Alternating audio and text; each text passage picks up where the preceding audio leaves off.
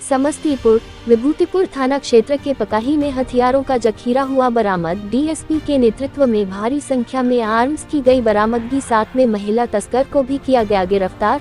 यह जानकारी देते हुए एसपी विनय तिवारी ने थाना परिसर में प्रेस वार्ता कर पत्रकारों को जानकारी दिया। उन्होंने बताया कि गुप्त सूचना के आधार पर छापेमारी के दौरान भारी मात्रा में अवैध अग्न्यास्त्र गोली भारी मात्रा में बरामद की गई, जिसमें बैद्यनाथ महतो ठिकाने से भागने में सफल रहे, वहीं उनकी पत्नी सावित्री देवी को गिरफ्तार किया गया। फिर अन्य अभियुक्त की गिरफ्तारी के लिए छापेमारी की जा रही है, जिसमें 1 कार्बाइन, 2 मैगजीन, 1 राइफल, 2 कटे, देसी पिस्तौल, 27 जिंदा गोली, 9 मिलीमीटर का 18 जिंदा गोली, 7.2 मिलीमीटर का जिंदा गोली, एंड्रॉइड मोबाइल फोन, कीबोर्ड वाला 2 फोन एवं 1 मोटरसाइकिल की बरामदगी किया गया है।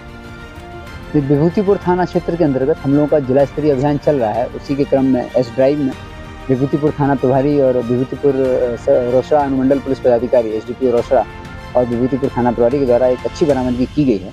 इन लोगों के द्वारा ग्राम पकाही में वार्ड नंबर 9 में उनको गुप्त सूचना मिली थी कि कुछ अपराधी एकत्रित हो रहे हैं और उनके घर पर कुछ बड़े हथियार भी हैं। उस क्रम में इन लोगों के द्वारा छापेमारी भी की गई। छापेमारी के पश्चात हम लोगों को वहाँ से 1 कार्बाइन, 2 कार्बाइन का मैगजीन, 1 देसी राइफल, 2 देसी कट्टा और 27 लाइव बुलेट्स बरामद हुए हैं। उस लाइव बुलेट्स में अलग अलग तरह की बुलेट्स हैं, 9mm की बुलेट्स हैं, 7.62mm की बुलेट्स हैं, एक एंड्रॉइड फ़ोन भी मिला है, 1 मोटरसाइकिल बरामद हुई है और घर में से 1 महिला की गिरफ्तारी भी हुई है। इनको गिरफ्तार करके जेल भेजा जा रहा है। इसमें जो इस पूरे हथियार का जो ओनर है, मालिक है, वो बैद्यनाथ महतो एस्टेब्लिश हुआ है। वो भागा हुआ है, पुलिस की आने के पहले वो घर से निकल चुका था। उसकी गिरफ्तारी के लिए प्रयास जारी है और ये पूरे हथियार का क्या लिंकेज है, कहाँ से आया है, कहाँ से इसकी सप्लाई हुई है, उस बारे में भी हम लोग पूछताछ कर रहे हैं।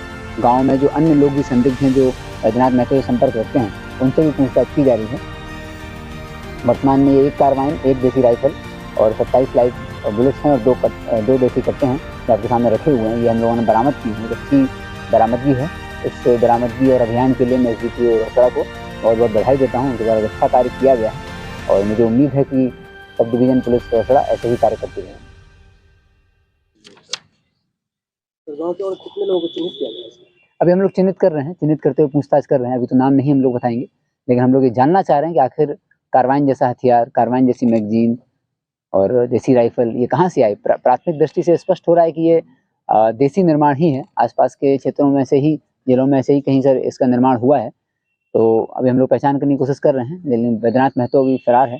जब तक वो गिरफ्तार होगा तो आगे की उसको पुलिस रिमांड पर लिया जाएगा और हम लोग गिरफ्तार भी करेंगे और उसके पश्चात हम लोग स्पष्ट होंगे कि आखिर ये हथियार उसको किसने सप्लाई किए थे। सारा तो देसी निर्माण जी, ये स्पष्ट हो रहा है हथियारों को देखने से कि ये पूरा देसी निर्माण है। कार्बाइन भी आप देख सकते हैं कि कार्बाइन को कार्बाइन का फॉर्मेट दिया गया है, लेकिन ये किसी कंपनी में निर्मित या किसी आधुनिक कंपनी में निर्मित कार्बाइन नहीं है। इसको लोग तरह तरह से मॉड्यूलेट करके बनाते हैं, अपने तरीके से इसको चेंज करते हैं। तो वैसे ही देसी निर्माण के तौर पर इसको किया गया है। तो हम लोगों को निर्माण स्थल तो नहीं मिला है, लेकिन ये उनके घर से बरामदगी हुई है। तो स्पष्ट हो रहा है कि ये ओनर थे उसके, और उनके घर वालों को भी जानकारी थी। अब ये ओनर थे तो इन्होंने किससे खरीदा था और कहाँ सप्लाई हुई थी, इस बारे में हम लोगों को अग्रतर अनुसंधान करना अपेक्षित है। जहाँ से हथियार सर बनाया जा रहा है, अगर ऐसी बातें सामने आ रही है, क्या वहाँ तक पहुँचने की? डेफिनेटली, अवश्य। हम लोग यही हम लोगों का प्रयास है कि ये कहाँ से आया था वहाँ तक हम लोग पहुँचे, इसका जड़ कहाँ तक है वहाँ तक हम लोग पहुँचे। और इस घटना में महिला की क्या भूमिका है? वो अपने घर में थी और उन्हीं के सामने हथियार बरामद हुआ।